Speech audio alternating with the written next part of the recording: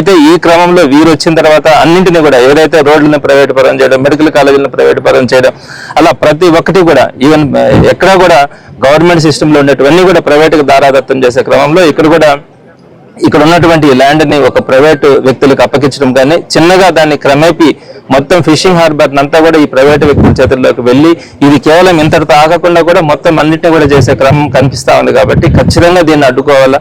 దీన్ని కనుక అడ్డుకోకపోతే చంద్రబాబు నాయుడు గారు మొత్తం కూడా ఈ ప్రైవేటు పరం చేసేదానికి అవకాశం ఉంటుందన్న ఆలోచనతో ఆయన ఈరోజు జగన్మోహన్ రెడ్డి గారు స్వయంగా ఇక్కడికి రావడం కానీ దీని ఇంపార్టెన్స్ ని రాష్ట్రం అంతా కూడా తెలియచేయాలా అన్న ఆలోచనతో ఇక్కడికి స్వయంగా ఆయనకున్నటువంటి బిజీ షెడ్యూల్లో కూడా వీరందరూ మంచి చెడ్డ కోసం ఇక్కడికి రావడం కూడా జరుగుతూ ఉంది.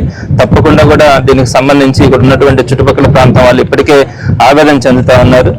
జగన్మోహన్ రెడ్డి గారు వచ్చిన తర్వాత దీనికోసం వైఎస్ఆర్సీపీ గల్లమెత్తిన తర్వాత తప్పకుండా కూడా వీరు మనసు మారుతుందనే నమ్మకం ఉంది. అదేవిధంగా ఈ టీడీపీ ప్రభుత్వంలో ఇక్కడ ఉన్నటువంటి స్థానిక నాయకులు కానీ వీరందరూ కూడా ఇక్కడ ఉన్నటువంటి ఈ మత్స్యకారులని ఇబ్బంది పెట్టే క్రమంలో పక్కన తమిళనాడు రాష్ట్రానికి చెందినటువంటి వారిని ప్రోత్సహించడం కానీ ఇక్కడ ఉన్నటువంటి వారికి నష్టం చేకూరేలాగా వారు ప్రవర్తిస్తున్నటువంటి తీరు రోజు అందరూ కూడా ఆశ్చర్యపోతా ఉన్నారు.